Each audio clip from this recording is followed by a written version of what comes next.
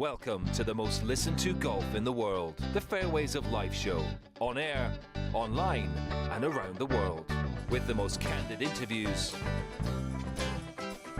unforgettable stories, taking you beyond the ropes. Here's your host, New York Times best-selling author, Matt Adams. I'm a way better player now than I was back then. Yeah, I haven't had the major record to back that up, but I've had the wins. I've done everything else there is to do in the game since 2014. The only thing I need to do is get another major, and a win like this going into the PGA Championship next week is a good way to prep for that. What's going on, folks? Welcome into the Fairways of Life show on this Monday of the PGA Championship week. There you have it.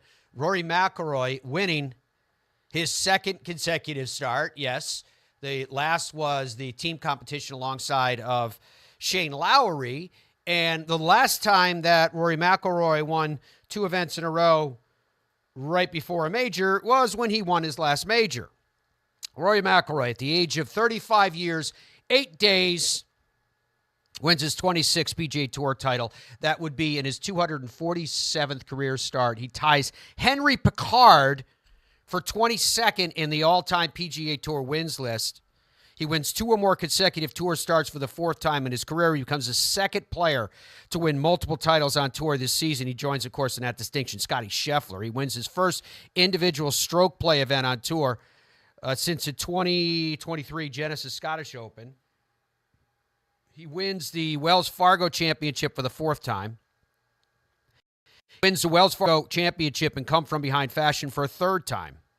He remains the most recent player to win on tour and then win a major championship the following week.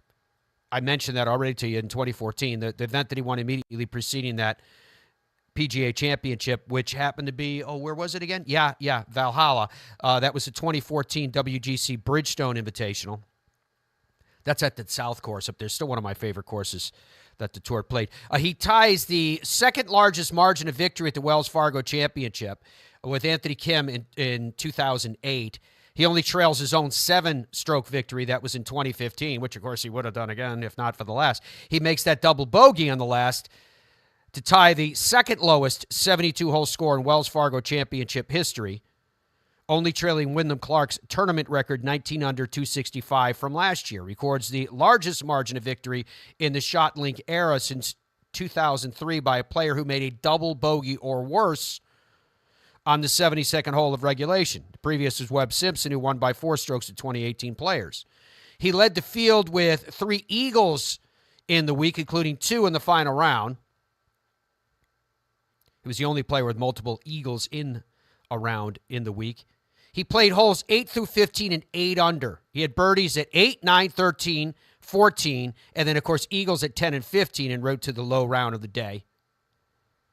He records his lowest final round since the 2023 Tour Championship. He had a 65 then, and his lowest final round in a victory on tour since the 2022 RBC Canadian Open, which you remember he had a 62 in that one. His 4 rounds, 67, 68, 67, and 65 to finish on that mark of 17 under, even with the double bogey, as we mentioned, at the final hole. Very impressive from Rory McIlroy. I mean, obviously all the eyes are on Rory as a result heading into this week. But as Dom was noting before we went on the air, here you have Scottie Scheffler, Rory McIlroy, and Brooks Koepka all having won in their last start before the PGA Championship.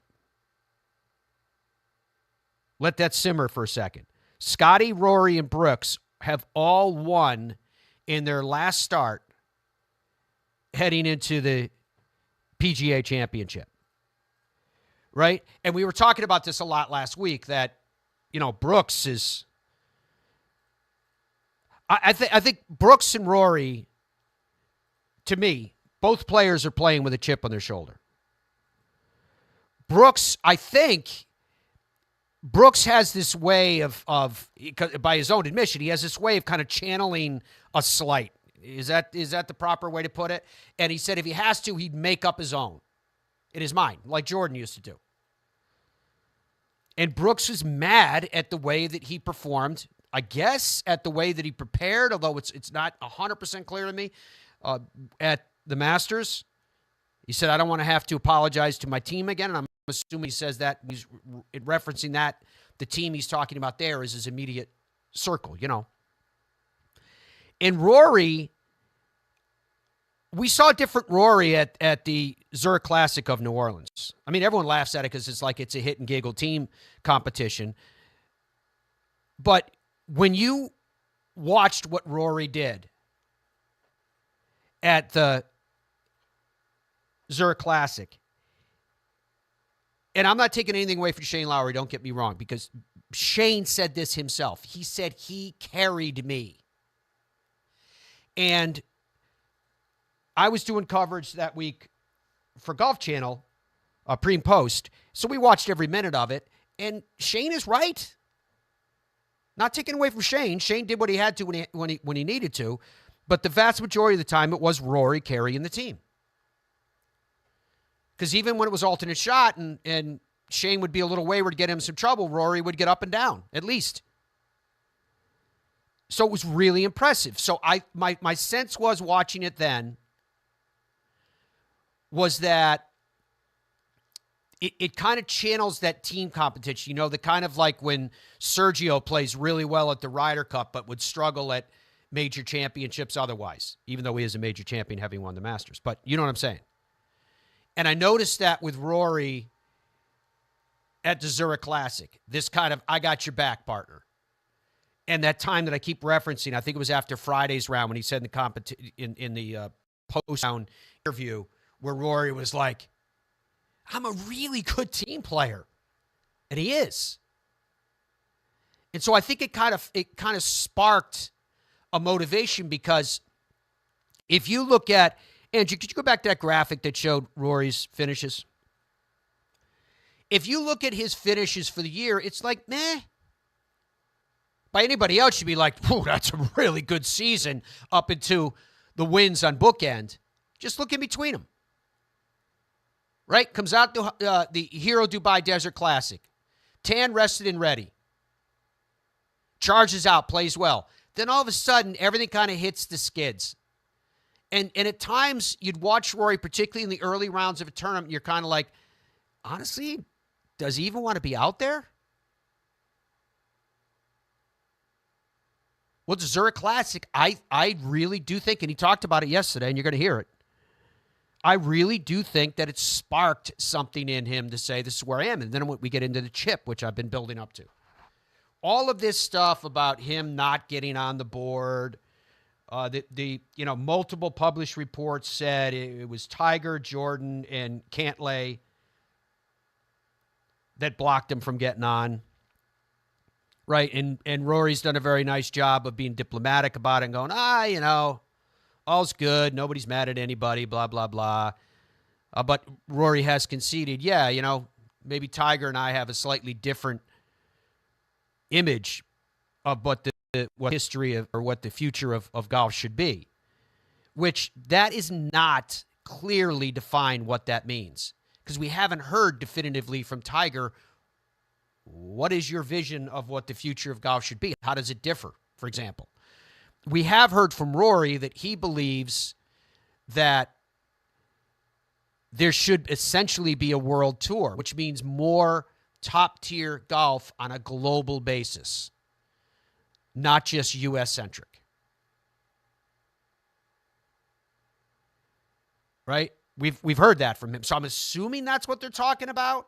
So you've got the American stars that don't want to travel as much.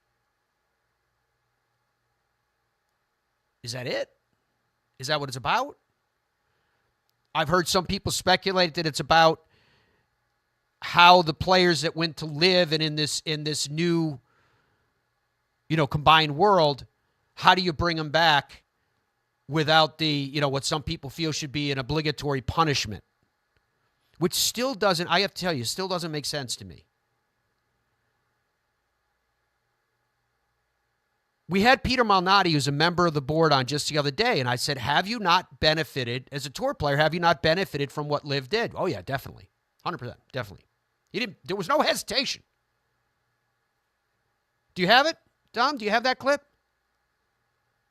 Dom's gonna try to find that clip so we can remind you of what Peter said the other day. And so, from that standpoint, I look at it and go, okay, if you are readily admitting that you benefited from the actions of another, and then you somehow want to send a message to the other, I mean, what is a punishment? A punishment is to deter action. Dom, do me a favor. Dom, look up the definition of punishment. Right? Look up the definition of punishment. Is this it? Is this the clip you got queued up now, Andrew? Let this thing roll. Can an argument been made that signature events, increased purses, et cetera, hasn't you as a PGA Tour player and others benefited from the existence of LIV? No question. No question right now. The question is, have we done this in a way that is sustainable, and can we continue to give the players, the product of the PGA Tour, the stars of the PGA Tour, I point to myself, meaning the stars, like the other players like me who are better than me, can we continue to give them what they want and feel they deserve, while also carrying on the brand of the PGA Tour in a way that is positively impacting, all the constituents around us? It's interesting when you play the clips from Peter, because remember when I was talking about the future of the game, and he called it an existential threat, which of course I picked up on because that's my job. Do you have that one? Let's play that one too. We don't necessarily have a clear path forward in terms of what the model looks like. Like, are we partnering with the PIF? Are we not partnering with the PIF? Like, we don't have clarity around that yet, and I don't think there's like a risk of us losing, there's not a risk of us losing men's professional golf as something that is, incredibly entertaining for fans around the world, and incredibly, powerful to do good. I just want to make sure we keep that as part of the PGA Tour's mission, and keep the PGA Tour as the premier ultimate place for professional golfers to ply their trade. That's good. I mean, from that standpoint, that should be what they're aspiring to do. That's their job, to aspire to that. But the idea of, this blanket of, no, they have to be punished. Why? Because they took the money and they profited from it and you didn't? Dom, did you look up the definition of punishment for me? I did. Would you like me to read it? What is it? Yeah. The infliction or imposition of a penalty as retribution for an offense. For an offense. Okay. Retribution for an offense. Yes. What surprises me about that definition, I don't know where you found it, it doesn't say anything about justice. Because punishment is usually the administration of justice. Well, meaning in some way you have broken some kind of rule. So there are different definitions. The next one I'm going to read you is from the Merriam-Webster dictionary. Where was the first one from? A guy in the corner? No. The first one was from the Oxford dictionary. Yeah, it was a little weak. Go ahead. What's the next one? Okay. You don't like the definition of the definition of a word? I didn't like it. It didn't incorporate justice. It wasn't Dominic, about what's the definition of that word? It says to punish. No, that's stupid. It's the wrong definition. Okay, here's another. This is Merriam-Webster. The act of punishing, suffering pain or loss that serves as retribution, a penalty inflicted on an offender through judicial procedure. Judicial justice. Thank you very much, Miriam. Finally, there's some sense of balance. Finally, a definition that's a real definition. A real definition instead of this other one. But what I'm saying is that when you hear those definitions of punishment, it speaks to someone did something definitively wrong. And in this case, that wrong led to massive changes. Massive changes. changes that players have benefited from on the PGA Tour by their own admission.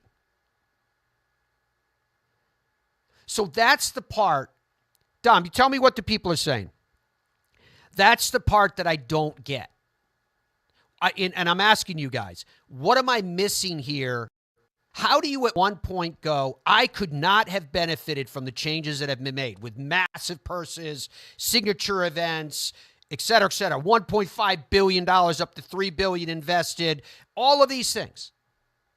I'm not talking about how it impacts the fans and saying, yeah, you got a diluted product, the ratings are down, you got the best players playing in 2 different leagues. Okay, I get that, but they're trying to rectify whatever that means. And how is that the fault? It to me, it's almost like you've got a person that left a job to get paid more at another job. So now they're not working with the people that they work with. So the dream team is no longer together. And then the owners get together and go, nah, let's merge these 2 companies back together again. And the people that stayed at the old job that didn't get the higher pay and the signing bonus go, no, I don't want that person back in. They should be punished because they went to the other place. Like, wait a minute, you're getting a much higher pay because of the. What am I missing, Dom? What do you? Is anybody commenting? I really would like someone to go. There's a lot of stuff coming in. There's a lot of stuff coming in, but I want to ask a very simple question before I read some of these. Are professional golfers under any obligation to make decisions that are in the best interest of the future of the sport? Or is every professional golfer's job to just have those horse blinders on and be like, this is my job, this is what I'm doing, I'm looking out for my family, looking out for myself, I want money, I want this? Or and I'm not talking about LIV or PGA Tour, I'm saying in general, if you turn professional and you're a golfer, do you have an obligation to does the future of the sport have any role in your decision making, or should it? 100% yes. Okay, interesting. The last time we interviewed Mr. Palmer, which ended up being his last long-form interview, the last question that I asked Mr. Palmer, in which I said, Mr. Palmer, years and years from now, how do you want the world to remember Arnold Palmer? And do you remember what he said? Andrew, I see Andrew's scrambling over in his director's room. He's working on it. I can hear Dom going, can we find that? All right, here you go. I guess I found it. Years and years from now, Mr. Palmer, what do you want the legacy of Arnold Palmer to be? Well, I suppose just that I have made a contribution to the game to help make it a little better. There you go. So, yes.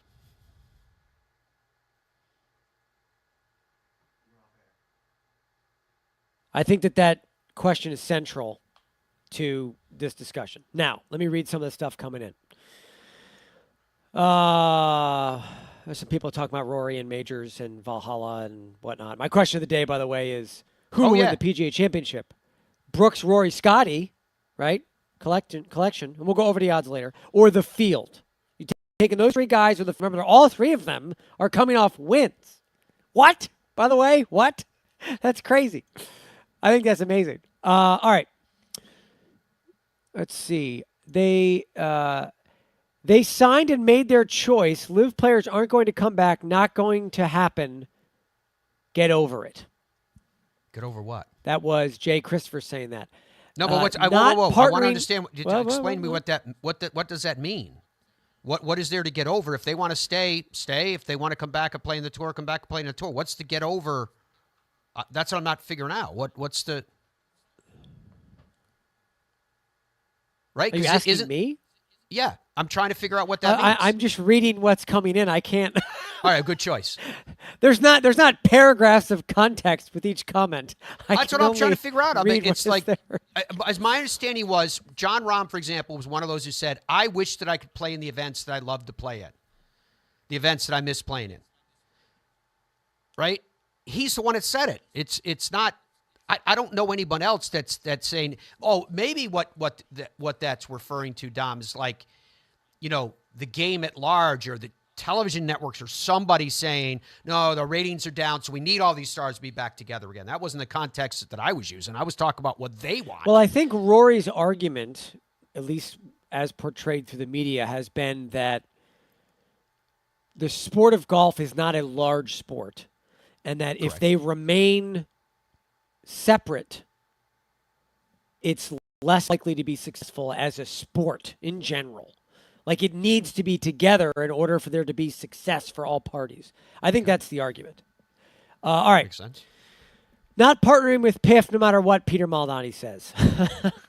It's going to be interesting. They don't think a deal's going to come together. All right. Yeah. It's going to be interesting to see how many LIV players re-sign when their contracts are up this year. Right. That is happening. That is true. I remember, again, some of these guys are talking to each other. As long as the tour wants it that way, LIV will keep going and the tour will keep being hard-headed.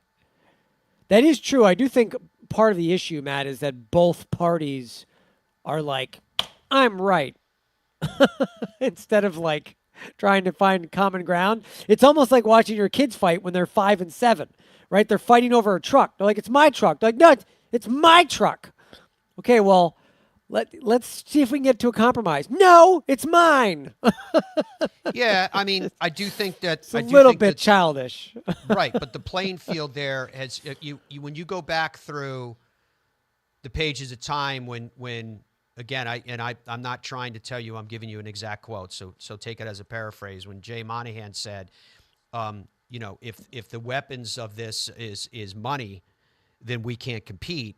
And then all of a sudden there's the June 6th announcement, which caused, huge reaction in the sport, right? That they're going to come together. And when they were coming together, it was talking to the Public Investment Fund and Yasser on, I think it was CNBC, if I remember correctly. And you had a party in PIF that had massive sums of money and ready to commit. And you had the PGA Tour, which had a really solid product, but didn't have anywhere near the resources. And now you've got the PGA Tour, where it seems to me that the posture has shifted when the $1.5 billion came in, upwards to $3 billion, right? Where the tour is in, and maybe this is the fundamental to the difference whole thing, where the tour is in a position now where they're like, no, we're not, our hat isn't in our hand. We're trying to put together a deal that's the best deal. So, okay. So what is it?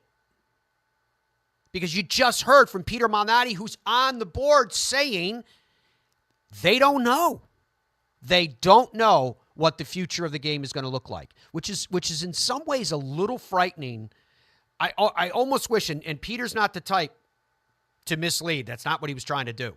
Believe me, we know him very, very well. And the conversation continued for a long time after we went off the air. That Peter wouldn't be the type to say, nah, I don't really know. And then all of a sudden, this Wednesday they announce a new agreement. That's not him. That's not the type of guy that he is. We know plenty of other players that would do that to us. Be like, yeah, geez, I don't know. We're trying to figure it out. And then all of a sudden there'd be a big press conference, a day later. I don't believe that's what's going on. What else you got, Dom? Go ahead. I'm listening. Michael writes, I got to be honest, I'm not watching much men's professional golf these days. I'm burnt out on the whole PGA Tour LIV debacle, and I only really care about majors at this point. I just want this whole divide to get sorted out already. What did the LIV players do wrong? I mean, let's be honest, MBT3 writes. What did they do? All the players play for money. The endorsement money was falling off, so players took a different type of endorsement. Well, they didn't do it because Don endorsement needs a money British was falling accent off, when he reads from the dictionary. Yeah, that's. I don't blame them for taking the money, but the money they took was so dwarfed endorsement dollars.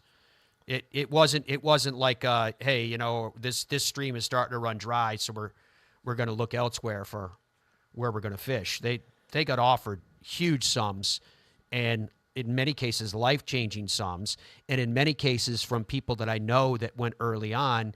Frankly, it was money that they needed for their lifestyle. They were running out. Time and place, kind of an age of a player, what have you, but they needed it. And so, I again, from the standpoint, I always ask the same question. It became, When the machine kicked in, it was framed as a moral question.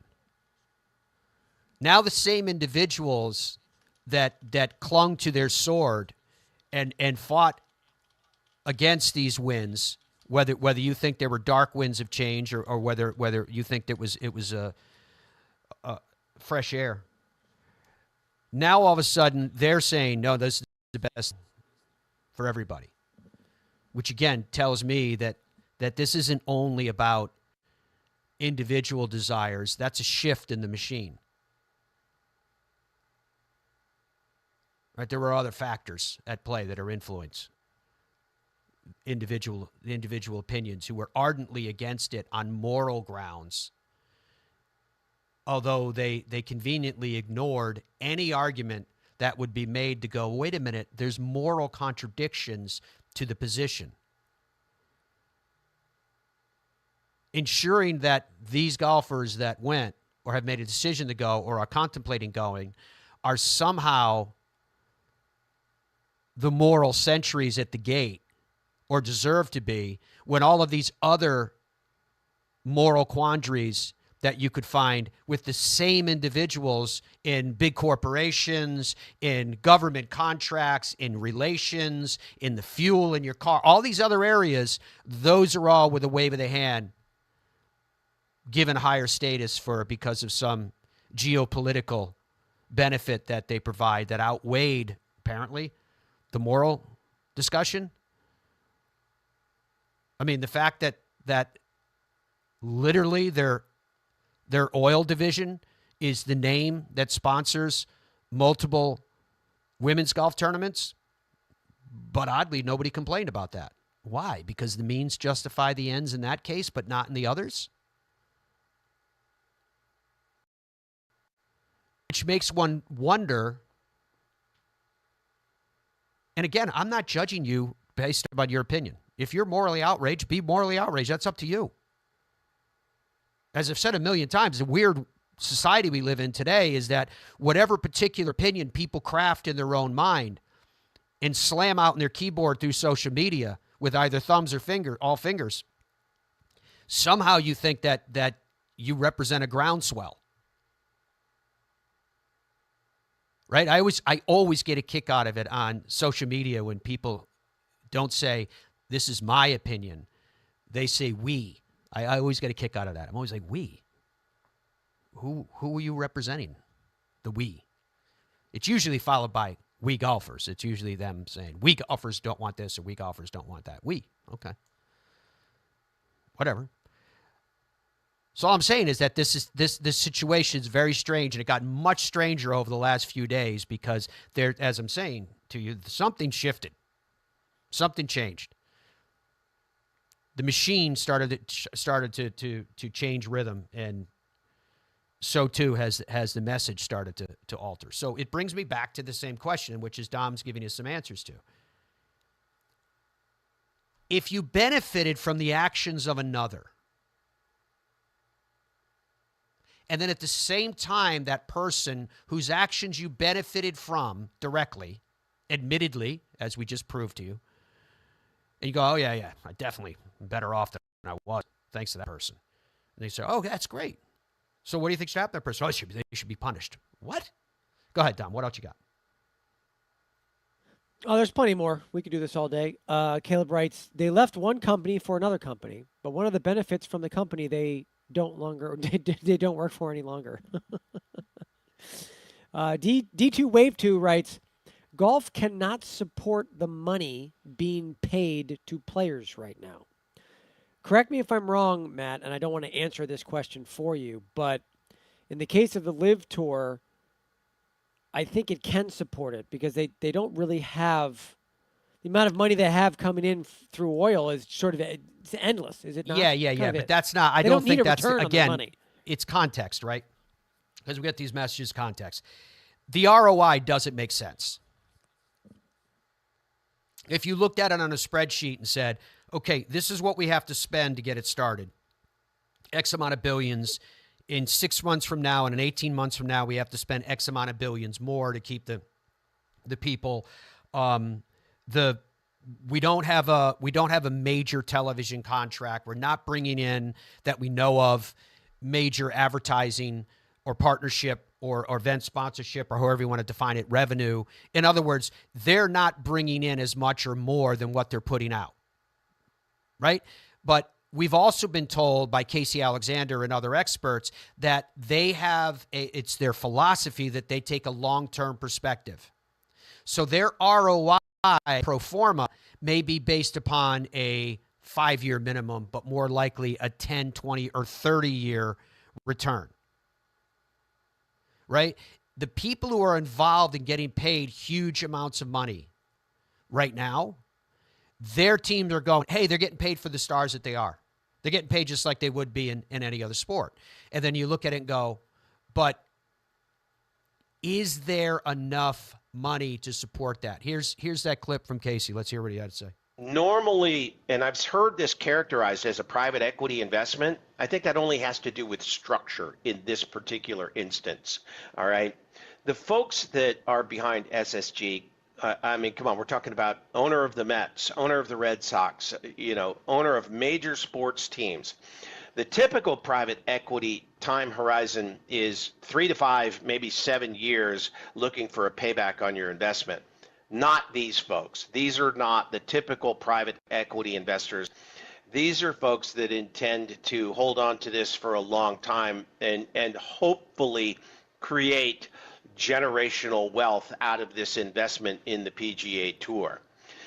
That is similar to the point of view of PIF. I have found it interesting that it's been characterized several times that PIF is spending money with no intent for any economic return. That's just a misunderstanding of time horizons here, okay? The PIF invests in terms of decades and generations, not a 3 to 5 year time horizon similar to private equity. And investments for decades and generations can take a very long view. And in this case, a fund of this size can burn $1 billion or $2 billion here, looking towards a return where 10 years, 15 years, 25 years from now, it's generating $1 to $2 to $3 billion per year in additional income for them as a part of their potential investment in the game. And I would also point out that it's extremely likely that there's still going to be an investment from the PIF fund because the level of compensation is still not even between the two parties involved here. And until PIF is involved in the PGA Tour, which would provide them the motivation to level out these avenues of income that have been created, that's when you're going to eventually be able to create a fully integrated global golf tour. And the great thing about it is it'll have black hats, it'll have white hats, it'll have Hatfields and McCoys. And what golf has always asked for year in and year out is great rivalries. And the way that this is working out, it is likely to create really interesting rivalries. And television and the media will eventually grasp onto that because that's what television and the media does. It writes great stories and it knows how to do that. Okay, Casey Alexander explaining that. What else you got, Dom? Let's keep going. It's good. If PIF and this is Denver. If PIF and the PGA merge, could live tournaments merge into PGA Tour events? Certainly. I think that's one of 1,000 possible options, right? Could you repeat that, Dom? Because you broke up a little bit. I couldn't hear what you said. Sorry. If PIF and the PGA Tour merge, yeah, could live tournaments merge into PGA Tour tournaments? I think that's one of 1,000 options, right? Yeah, I mean, if two tournaments are being held in the same weekend right now, then they could be held in the same weekend going down the road. But yes. That's just logistics, but yeah, they could figure that out. What else you got? If live never happened, what would the ratings be right now? It's a fair point. I think even Peter admitted to earlier in the clip we played. Well, no, even he admitted, this has changed things. No, it's changed things because of what's taken place, because of the dilution of the field, so it's impacted the ratings, and you've also got people who are tired of all of the drama and all of the egos and all of the politics and everything else that goes into it. So if you still had if this past weekend, when it started out as a heavyweight battle between Xander and Rory, it was compelling. What happens if you had Jon Rahm and Brooks Koepka or DJ in that mix at this event? Right? We all hope we're going to get that in this week that lies ahead of us, which is why, through all this conversation, what's gotten better? The majors have gotten better, right? Because the majors have these other players coming back and playing against the Rory McIlroys. And then we hear from Mike Wan just like last week when we had him on here, which you think would have caused a lot more attention, although it did cause it. A lot of people made note of it, but not as many as you think would have, where he said, yeah, if it's not figured out, we'll definitely find pathways, which I thought was incredibly significant. What else? Wayne writes, what's really funny is, a little bit on what you just said there, what's really funny is many of the guys will see each other on the range this week and this weekend, and they're going to have no issues. We, meaning you and me and the media, we are creating the issues, not the players. Although I'm not 100% sure that that is entirely accurate, because haven't we heard multiple players say, yeah, I'm still friendly with this person, but like we're not really hanging out anymore. No. We haven't heard multiple players. It's been the opposite of that. They've been more like, I mean, we heard at the Masters, you heard Jon Rahm saying, yeah, it's some guys give me sideways glances. Again, I'm paraphrasing. But you had the likes of Rory McIlroy going, yeah, Brooks and I still play golf together all the time down in South Florida. And more often than not, Jack Nicklaus, I just saw a clip from him saying it recently. He's like, I don't blame any of the guys who went. And that's almost universally the message amongst the players, not the pundits. The players almost universally go, yeah, I didn't have a problem. They make a decision. If the players are hardcore on the line that they draw, they go, but you make a decision, you live with your decision. That's it. You made the decision. Good luck to you. Off you go. So there is this divide, philosophical divide, if they should be allowed to come back and play in these various events. Now, one question I haven't heard asked, which would be interesting to me, because everyone looks at it from the perspective of a live player coming back and playing in a tour event. How about having an honest conversation and asking the honest question of, hey, oh, by the way, how would you like to be able to tee it up in an event with a very limited field, 54 holes, and you're playing for $4 million? How many tour players would go, yeah, yeah, I'd like a little piece of that. What's going on with your question of the day, Dom? Question of the day is, who will win the PGA Championship? By the way, I shaved for Major Championship week. You see this? Right? Did you? Nice, huh? You did that for a Major Championship week? Yes, I did. Well, it's a big week. It's a big week. It's impressive. It's a Major Championship. I got to look good for watching the Major.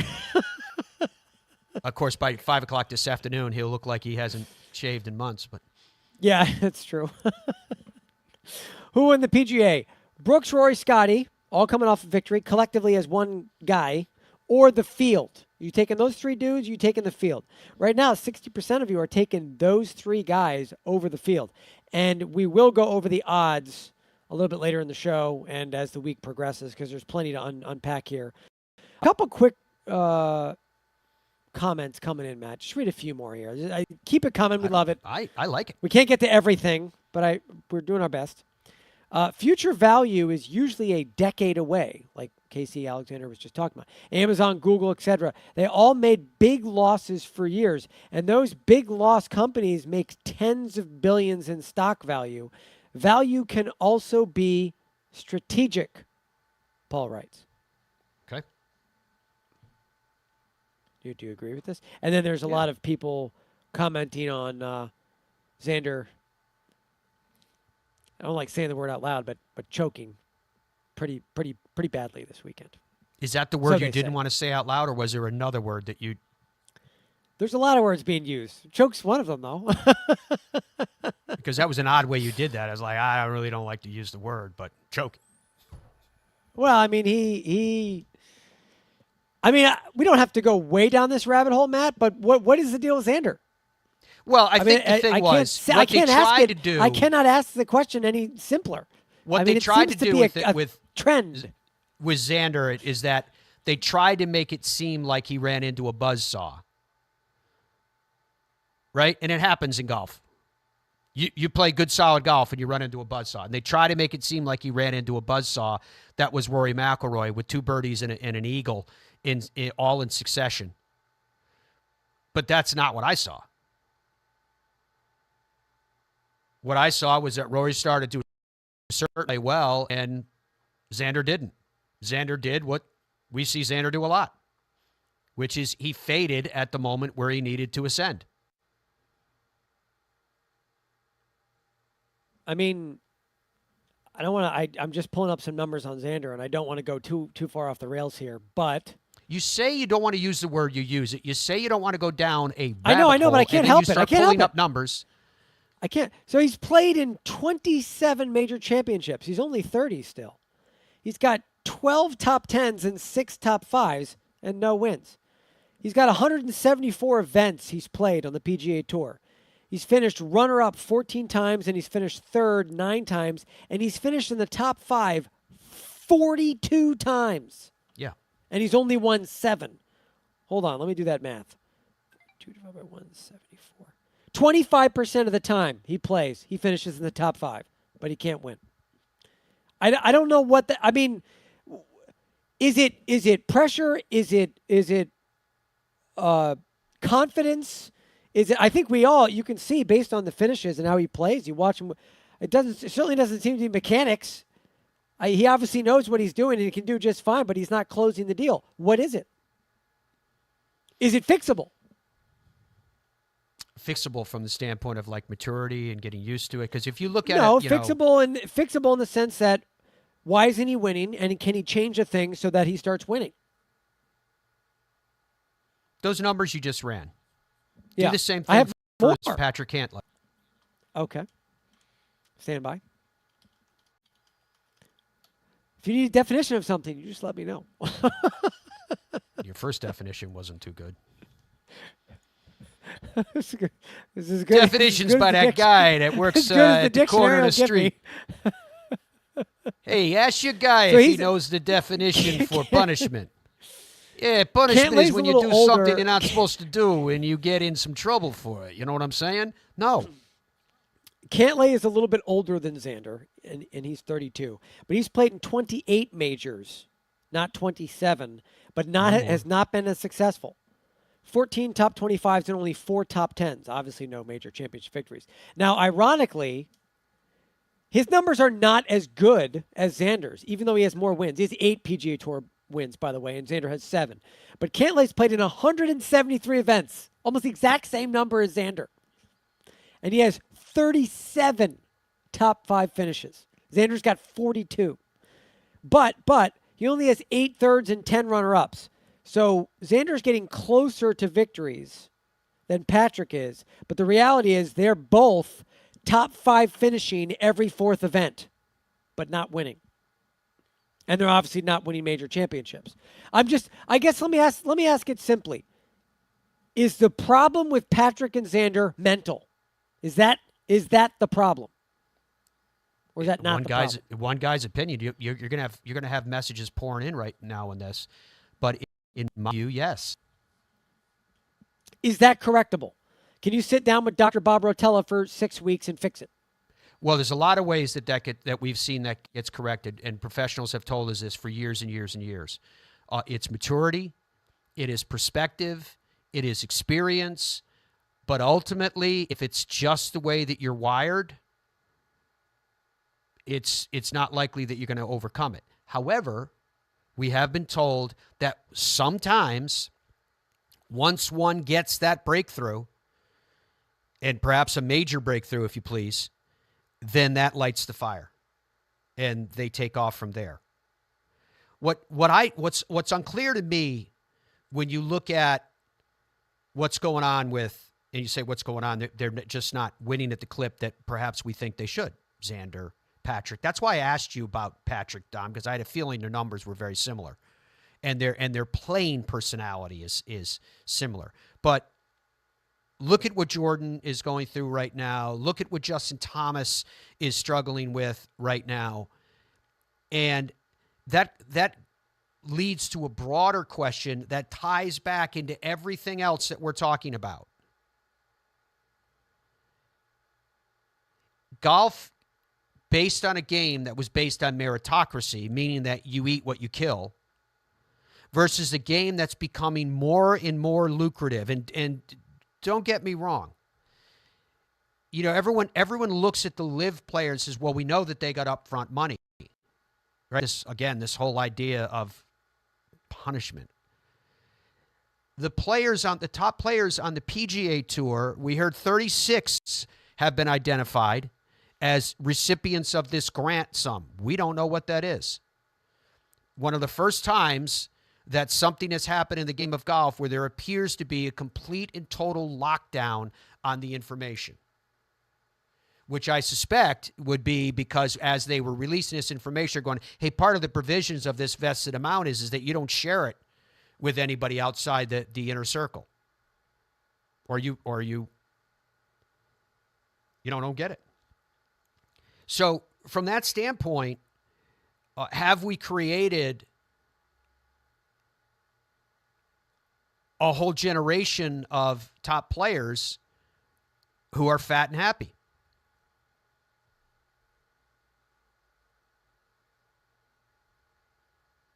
Go ahead. Don was just saying you got Justin, Jordan, and Scotty stats. I looked up very quickly when we're going over this stuff. The stuff we just talked about with Patrick Cantlay and Xander Schauffele. I'm looking up Jordan Spieth, Justin Thomas, and Scotty Scheffler. There's a little bit of context issues here because both Jordan Spieth and Justin Thomas have played in a lot of events. Jordan's played in 271. Justin's played in 230. But again, you're talking about coming through in the clutch, right? Jordan's got 54 top 5 finishes, but he's got 13 wins. Justin Thomas has 230 events. He's got 55. He's got 15 wins. He's finishing. They're finishing. If you look at the majors, Jordan's played in 44 majors, right? He's played in more majors, but he's got 23 top 25s, 14 top 10s, 12 top 5s, and 3 victories. He's getting in there and he's finishing the deal a little bit. Now, obviously, there's a little bit of context with Jordan there because Jordan is going through a rough patch right now, but you never know. It always feels like the next major could be the major for him. Same thing with Justin Thomas. 15 top 25s, only playing in 33 majors. But again, he's only got 7 top 10s, but 3 of those are top 5s and 2 of them are wins. He's closing some of the deal. Now, the interesting one here is Scotty Scheffler. And this is the polar opposite, Matt, of what you were talking about, where you have a player who has, for lack of a better term, a mental block. How do they overcome the mental block? Well, I'll tell you. Scotty Scheffler is how you do it. He's 121 events, which is less events than these other guys. 39 top 5 finishes, but guess what? 10 wins. He's got more wins than Cantlay and Xander with less events. And then you look at his major championships again, same deal, right? He's only played in 18 majors. In 14 of them, not only did he make the cut, he finished inside the top 25. 20 in 18 events, 10 of them were top 10s. And he already has 2 majors, as we well know, and 2 runner-up finishes. So this is the opposite end of the spectrum, Matt. You got a guy who plays in roughly similar number of events, right? 100-something events, but he's racking up victories. When he gets into the top 5, he's turning those top 5s into wins. And we see him, especially in front of the podium, we see him under the pressure, right? He just seems to be able to maintain this stoicism. I feel like Xander's kind of like that. He feels cool, calm, and collected when I'm watching him yesterday, but it's slipping away. Yeah, but there's when you look at the best of the best in any sport, really in any field, sport or otherwise, they have that extra gear. There's an extra gear that someone can kick into. And that's what differentiates them from people who are super good. True champions have that extra gear.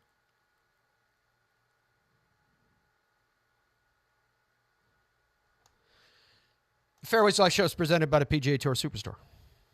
#1 golf retailer. Coast to coast. 70 big, beautiful stores nearly coast to coast, in fact. You want it, they got it. And you're shopping with the pros, people who are vested in your best interest. You can go to other big box stores and get equipment, but don't think that the people that are there are going to be able to help you because they're not professionals. They're professionals at selling sporting goods and racking up that sale. But if they're like, this one looks good, shop with the pros at the PGA Tour Superstore. Every January, PGA Tour Superstore pros meet every manufacturer, learn about latest equipment, log thousands of hours of training, and together hit over 100,000 balls. All so they can get you the perfect fit. In Ireland, golf is more than just a game. Come and experience our world-famous links courses and our world-famous parkland courses, all set alongside world-famous scenery. And visit our world-famous historic sites. And while you're here, enjoy our world-famous hospitality. Fill your heart with Ireland at ireland.com/golf. Ben Hogan Golf Equipment is back. Established in 1953, we serve golfers who demand excellence of their equipment.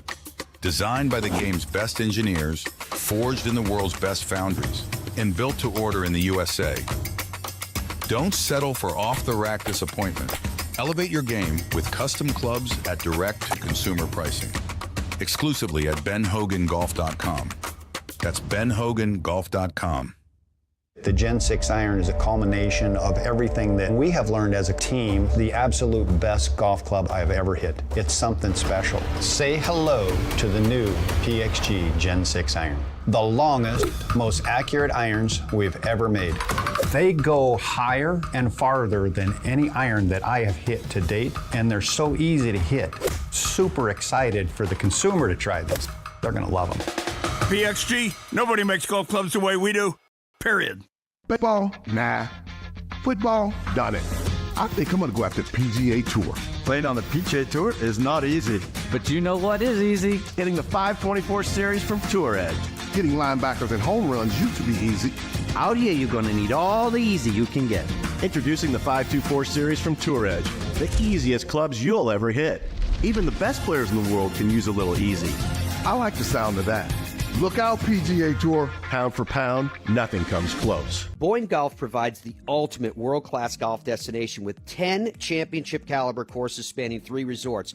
Centered in Michigan's northern Lower Peninsula, the courses are the products of some of the game's masters, including Robert Trent Jones Sr., Arthur Hills, and Donald Ross. From the all-inclusive vacation packages, elite instruction with the Boyne Golf Academy, tournaments, and so much more, Boyne Golf truly offers an unrivaled Michigan golf vacation experience. Just log on to BoyneGolf.com.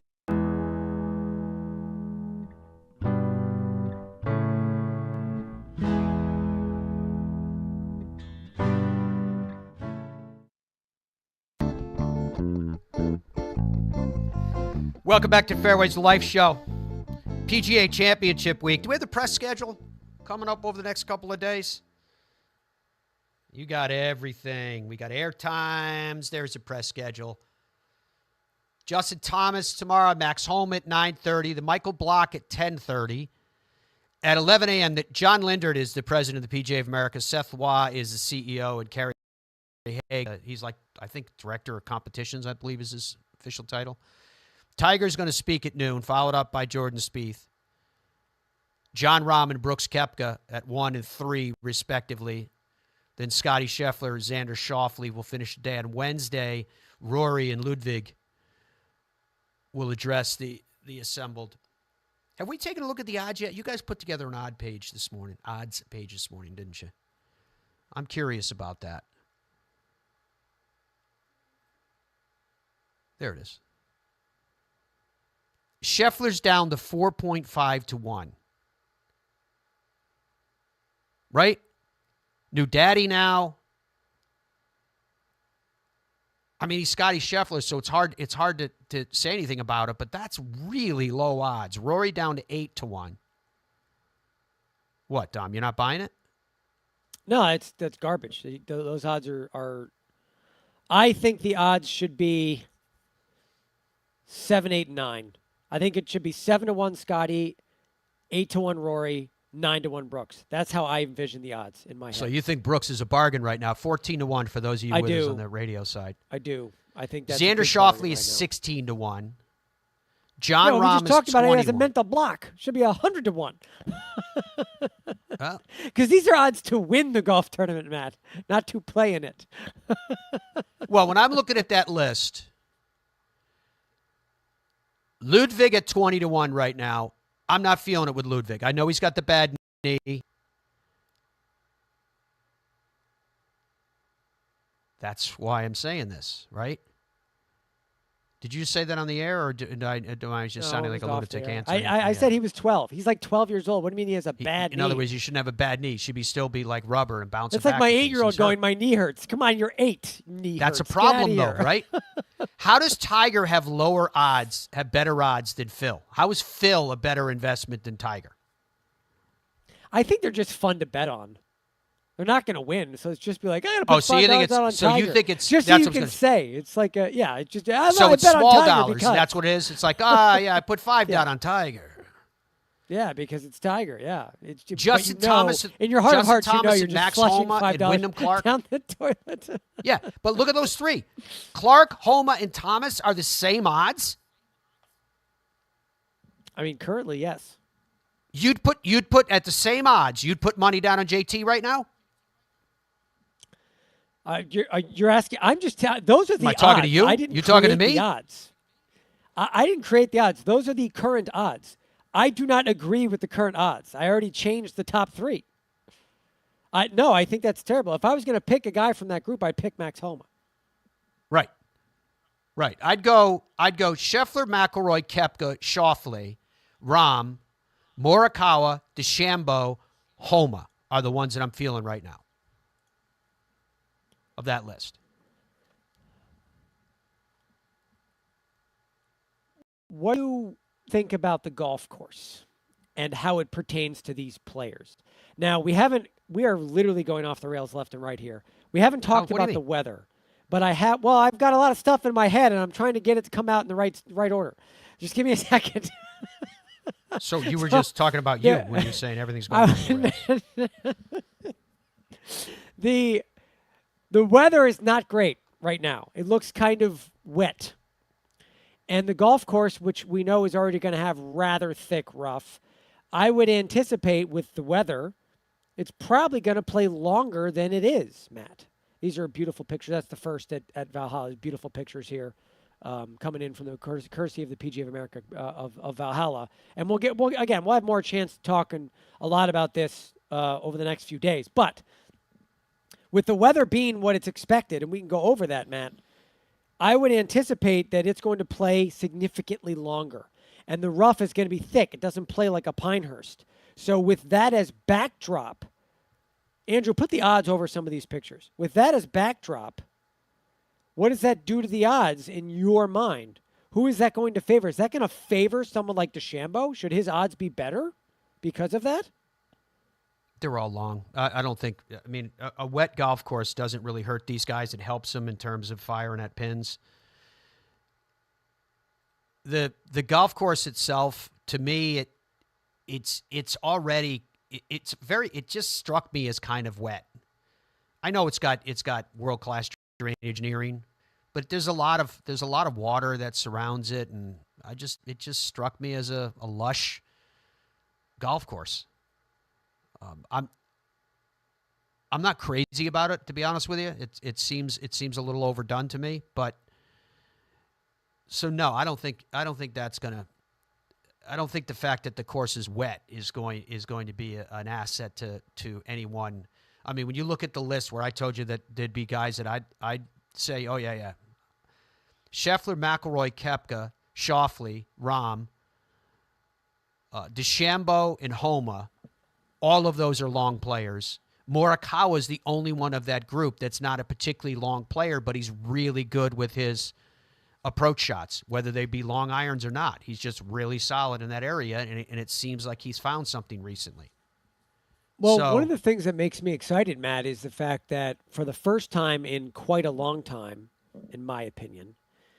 We have some incredible storylines coming into a major championship that are not centered around Tiger Woods, right? Scottie Scheffler's on a historic tear, and if he won, it would be history, right? If Rory wins, again, not only is he a guy that's been on a tear, but now you're talking about history. This is a guy who's been trying to cement his place. He hasn't won a major in a decade. Him winning would be insane, and he couldn't be more on form right now. And Brooks is coming off of victory. And Andrew, don't we have a list of all-time winningest major champions somewhere? A list of, Andrew's going to find it. We got it. But we've got Rory and Brooks who are looking to get one more major on that tally. I mean, we're talking about Brooks, if he wins, getting into territory where, what is he, Matt? Top 5, top 8 golfer in the history of the world. And then you've got Jordan Spieth. I know he's been playing like crap, but if he wins the Grand Slam. There's some crazy stories here that have nothing to do with Tiger Woods. Right. There's also the fact when you're talking about Brooks, talk about rarefied air. If he wins this PGA Championship, he joins Walter Hagen, Jack Nicklaus, and Tiger Woods in a category of having won 4 or more PGA Championships. Just let that sink in for a second. That's the kind of company he's keeping. You can see there that list. If he wins again, then Brooks is going to join the company of Phil Mickelson, Nick Faldo, and Lee Trevino on the all-time list. Yeah, what he's doing. Yeah, but he's still young. Yeah. And now he's healthy again. I mean, that's a scary proposition. That's a real... yeah. And he's gone on record in these press conferences saying that he truly thinks and believes and expects to make it to double-digit major championships. Yeah, and you can see on that list, there's only 3 freaking names in that category. So yeah. I just get excited, Matt, when obviously you always get excited for a major, but you also have little side storylines, right? Like Ludwig Oberg, I know you're complaining about his knee or whatever, but he's looking like potentially the next superstar, like global, insane level golfer. If he wins, then he's really starting to cement his spot as the next huge thing. How many can he win? So there's a lot of stories here that I think are absolutely fascinating, and we haven't talked about a lot of them. Those are just the first 4 or 5, Matt. Rose Zhang this past weekend won, and I know a lot of people are making a great deal of the fact that she won. What she did and how she did it was very impressive indeed. This from the LPGA, talking about Rose Zhang's victory. Earning her second career victory, first since the 2023 Mizuno Americas Open. This is the second time she converted her second 54-hole lead or co-lead into a win. She wins her second event in just her second season on tour and less than a year after turning professional. She's the third American to win this season, joining Nelly Korda, Bailey Tardy. She's the youngest player to win on tour this year at 20 years old.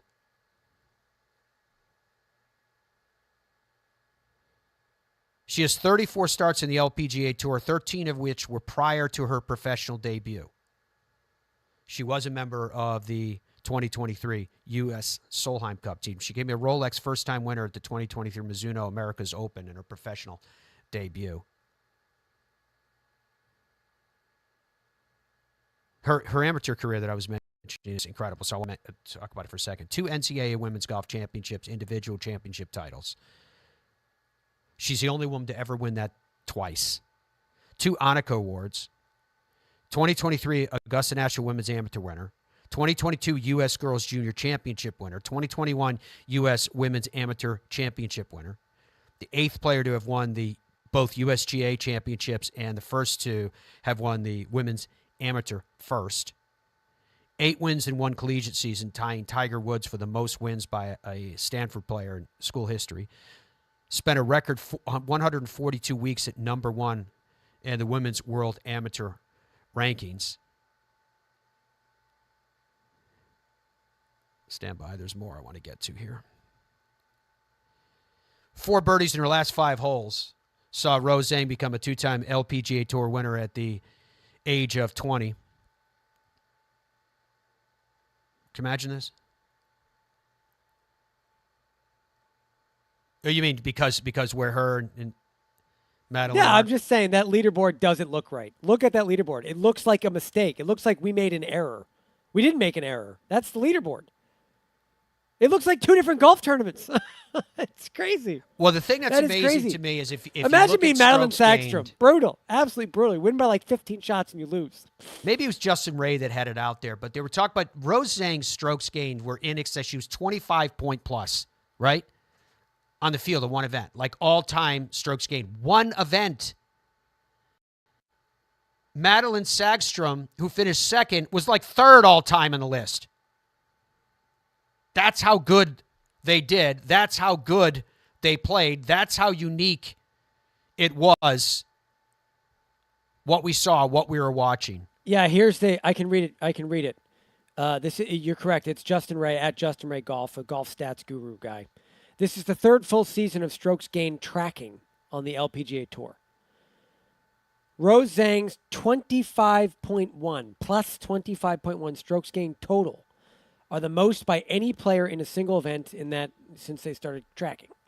Madeline Sagstrom had 23.1 strokes gained, which to your point, Matt, was correct. Third most. So it was all time, but it's all time based on the 3 years they've been able to do this tracking. But still, think about the strokes gained stats we talk about on this show a lot, right? You know, Scotty, these other guys, usually like what number is good, right? +3, +4, +6 is an insane number. Like getting 6 strokes on the field is like, oh my God, that's the best putting performance ever. And she had 25 strokes gained. That's like truly it's like she's playing. It's like her against a bunch of 7-year-olds. So afterwards, crazy. Rose Zhang had a chance to address the media, and the first question she had to be asked was, how do you describe what you just did? Honestly, today has been a roller coaster. I think from the start of the day, just coming out, it was rainy, it was cold. I knew it was going to be a grind, and I think coming out, I had those expectations of today I really have to find it in me to even play well, let alone win. And Madeline has been playing rock solid golf. And she's been blowing away the field, so I've just been trying to keep up. And I think that was the mindset going in. I didn't have any expectations because I knew coming out here there was going to be a lot of golf to play. A lot of mistakes could have happened, can happen, and I just have to be able to take whatever I have out here. So that was the whole day, starting from 1, hit the pin, and definitely did not expect that, but it was a nice little save. And going from there, was able to hit some close, gave me a little bit of momentum just in my own round. Madeline was playing lights out as well, so I wasn't really thinking too much of it. And going to the back 9, I was a couple down, but I don't think I ever really thought about it too much. I just enjoyed the round, enjoyed my time with Ollie, but also with Madeline and her caddy. We all had a good time. So coming down the stretch, it was, honestly, I just hit some crazy shots that I don't know if I could hit again in that moment of pressure, and was able to get it done. That putt on the last hole, I was already shaking over the putt, but I was just thinking, okay, let's give it a chance, roll it. If it goes in, fine. If it doesn't, let's prepare ourselves for a playoff. So I was full on prepared for that.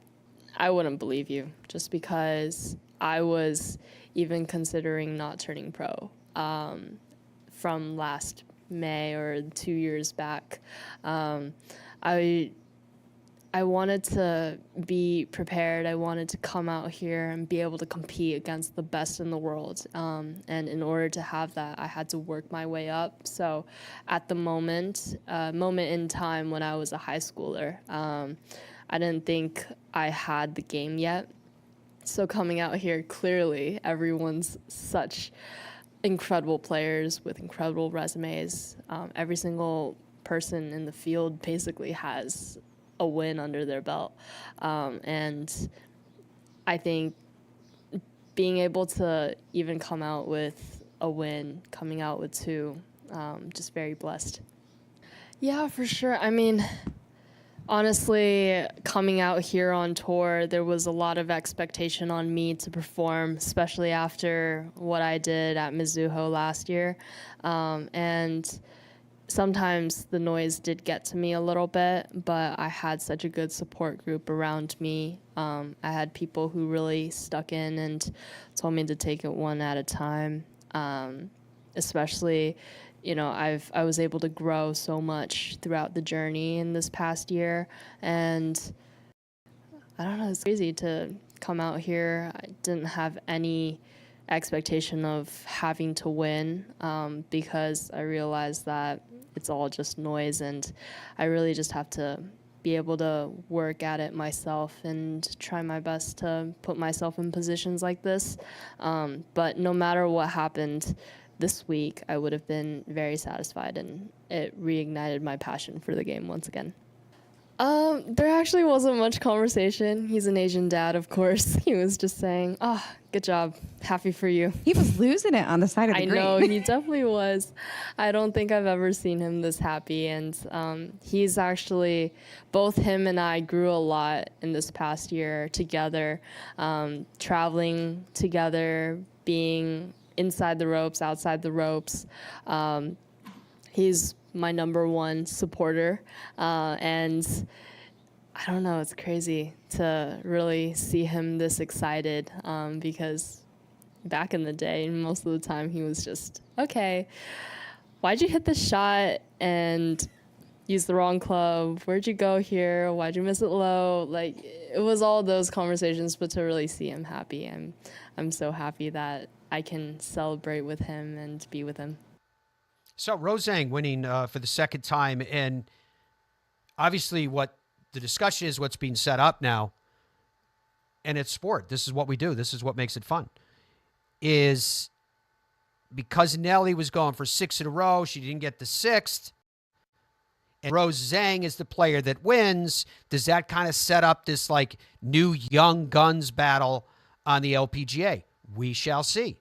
But it was fun to see her win nonetheless, just like it was crazy fun watching what Nelly has been doing and whatever still lies in store there as well. When we come back, we're going to hear from Rory McIlroy after his 26th win on the PGA Tour, find out what is in his mind. And I'm curious what you guys think about what I was saying before is, do you think Rory's playing a little bit of chip on his shoulder? This whole idea of, yeah, Rory, we don't really want to hear from you. We don't want you back on the board. But then they put him on that negotiating committee, right? The official name, I guess, is transaction committee. That's going to negotiate with PIF. But was it what you just saw? Was it a little bit of, the committee. Was it a little bit of Rory McIlroy thinking, okay, you don't want to hear from me, I'll just let my clubs do the talking? And is that the chip that Rory needed, in addition to what he said was a confidence he gained from the victory that he had with Shane heading into a major which the last time he won, oh, by the way, this major at this course, he had won the 2 events coming in. The exact same situation we're in right now. I'm sure he'll get asked about it next. I got ball fit in 2000, went on a little run.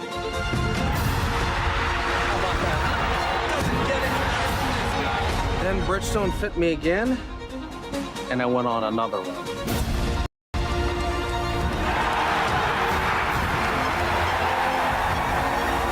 I just got fit again for the new Tour BX. The ball fitting's been helping me. Will it help you? Boyne Golf provides the ultimate world-class golf destination with 10 championship-caliber courses spanning 3 resorts. Centered in Michigan's northern Lower Peninsula, the courses are the products of some of the game's masters, including Robert Trent Jones Sr., Arthur Hills, and Donald Ross. From the all-inclusive vacation packages, elite instruction with the Boyne Golf Academy, tournaments, and so much more, Boyne Golf truly offers an unrivaled Michigan golf vacation experience. Just log on to BoyneGolf.com. I think when you're training for other sports, or why most people go to the gym is so that they can like have muscles and be strong and be healthy. And A lot of the reason why they struggle to play golf is their body doesn't move properly for them to be able to hit a golf ball. And when you're training for golf, it's a little bit different because you're focused more on flexibility and mobility and being strong in motion. When you're able to kind of have a warm-up and have a workout routine and kind of gradually build up to where you're training your body to move properly, yeah, you're going to get a lot of big dividends on the golf course. Every January, PGA Tour Superstore pros meet every manufacturer, learn about the latest equipment, log thousands of hours of training, and together hit over 100,000 balls. All so they can get you the perfect fit. What if we started a company and the company was under no time constraints, no financial constraints? The one constraint is that their clubs had to be exceptional performers and much better than any other alternative. I was told time and again it'll never work. It worked like a house of fire. And I'll tell you what, I think our customers love it. BXG, nobody makes golf clubs the way we do, period. Stride by Zero Friction, the first of its kind personal caddy. Walk in comfort and style with Stride's remote and follow me technology. The Stride handles almost any terrain, and its 54-hole range will last all day. The lightweight design and removable front wheels makes it simple to handle. Plus, it easily fits golf carts. Pick up your Stride today at a local PGA Tour Superstore near you or at zerofriction.com/Stride. Stride, your personal caddy.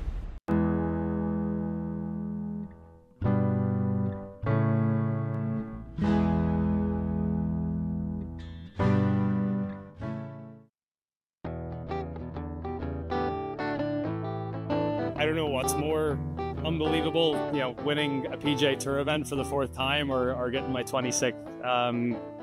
Whenever I sort of hit some of these milestones or do these things, I always think back to,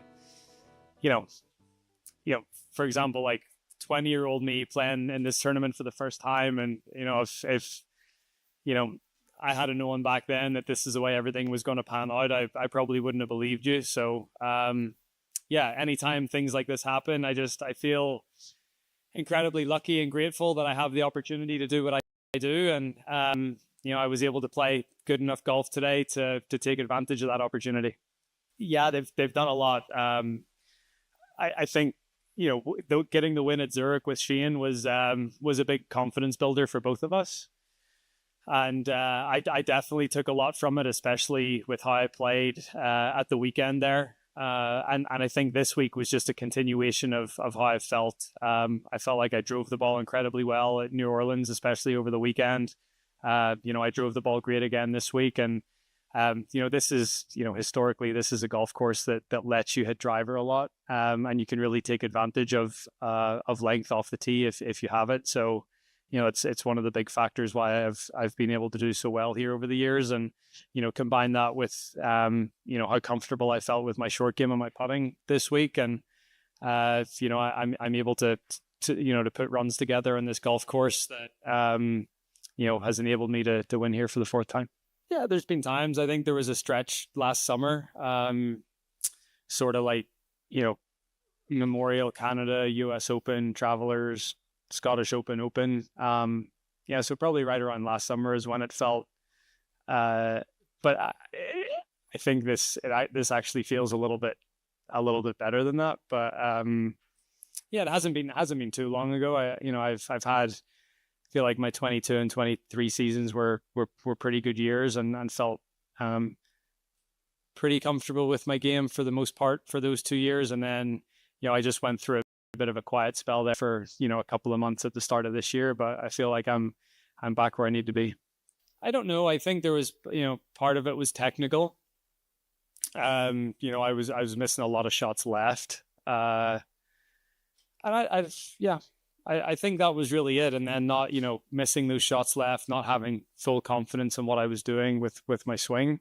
And that sort of bleeds into the rest of your game. So, I've always said whenever I'm driving the ball well and hitting the ball well, I think it sort of, it goes the other way and it feeds into my short game and my putting. And I can get confidence from that. So it just needed like a little spark. And I think that, getting that spark, there was signs of life, San Antonio, Augusta, but getting that little spark in New Orleans and getting the win there with Shane definitely, giving me a lot of confidence. Yeah, I'll probably go home and just sort of reset, and then head up to Louisville either tomorrow night or Tuesday morning. I must say I do go on Zillow quite a lot and look at some of the properties around here, but no, I'm pretty set in Florida right now, but I love coming back here. I love spending time here. It's a place that I'm very comfortable at with, Quail Hollow, the city of Charlotte, in general, and the people. I've for whatever reason, I get so much great support here, and I said it on the 18th green after I won there that all these people have sort of watched me grow up. I won here for the first time as a 20-year-old, and now at 35.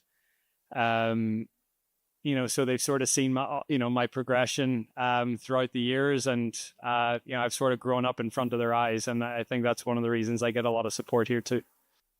Yeah, I would say that even the fairways I missed, I didn't miss them by a lot. I didn't miss them by much. I felt like I drove the ball really, really well this week. And the distances that that I can hit it, it's hard to hit those fairways at times. But if you're in the first cutter just off the fairway, it's a pretty good drive. So, and I was able to take advantage of that distance. Especially and I think that this course more than maybe any other on tour, I can hit driver pretty much on every hole, which isn't the case for a lot of other golf courses. So it's nice to have that advantage. Yeah, when you play an 8-hole stretch and you hit 8 under par, it feels a little like that. No, I mean I've been sort of banging this drum for the last few years, but I'm a way better player now than I was back then.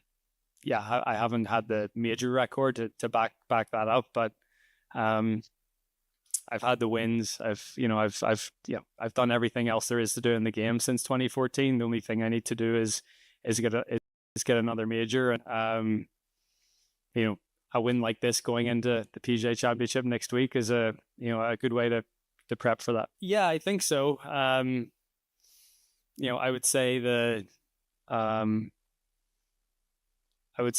two best shots I hit today were the 3/4 8-iron into 9 and the 9-iron into 13. Just really good iron shots when I needed to hit them. So that gives me more satisfaction and more confidence than any of the drives that I hit out there.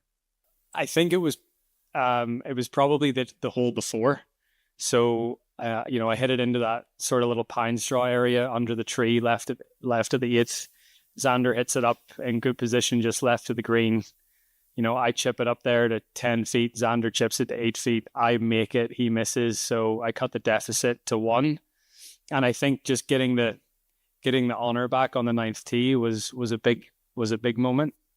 Just mentally, and then to hit the drive in the second shot that I did. And yeah, I mean, it was a big moment to draw level with him going into the back 9, but I think I was able to do that because of the putt I made on it, the hole before. Yeah, so I would say the bunker shot was relatively straightforward. It was one of the best lies I'd had in a bunker all week. Slide up slope, just needed to splash it out. The slope is sort of right to left going. So it was I wasn't thinking of holing it, but I was thinking that I could get it within tap in range and make an easy birdie. And when it dropped in, and I don't know why I threw it in there. It's something that I've done over the years, and it felt good. It's really funny. So going into Valhalla in 2014, I'd won my last 2 starts, and going into this year, I've won my last 2 starts. So just need to try to replicate whatever I did in 2014. Just try to do that all over again. But yeah, I mean, I think. Yeah, I'm feeling really good with my game. I need to stay in my own little world next week and not get too far ahead of myself. But if I can step onto the first tee at Valhalla on Thursday and feel as good about my game as I did today, I think I'll have a good chance. the first few holes, I just didn't have great yardages. I had a good yardage on one, was a perfect just gap wedge. But on 4 and on 6, it was like there were like 3/4 shots, and they weren't quite. I just didn't, what we talked about with my swing and trying to sync up the upper and the lower body on the way through. I find that a lot easier to do with a full shot or a full swing rather than like a 3/4. So it was more just, but then so it was more that I just didn't have great numbers the first few holes. But then, as I said, that 3/4 8-iron into 9 was like that was a huge confidence booster to make a swing like that and make birdie. Yeah, there is, but at the same time, I think getting inside the ropes for that 4 or 5 hours or whatever it is a day, it's a nice escape from everything else that's going on in the world of golf. So I don't mind it. I've always been able to compartmentalize pretty well, and I seem to, for whatever reason, play very good golf whenever I have a lot of stuff going on. So I don't know if I need that just to really, when I get on the course, really focus on what I'm doing out there. But it seems to work. So. Okay.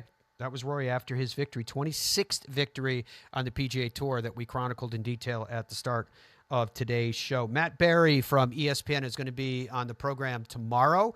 He'll be joining us live from Louisville.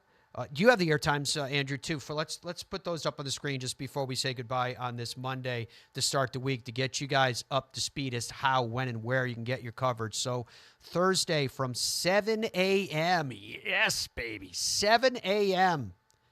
ESPN Plus all the way up until noon, and then from noon to 8 p.m., 13 straight hours, ESPN is featuring coverage of the PGA Championship. Dom just said, I accept, screamed in my headset. Oh, you didn't hear that. 7 a.m. to 1 p.m. on Friday, and then 1 p.m. to 8 p.m. on ESPN. Saturday and Sunday from 8 a.m. it starts on ESPN Plus, 10 a.m. on Golf Channel, and then 1 p.m. it kicks over to CBS. We'll be back with you again tomorrow, folks. Thanks for your company. Bye for now.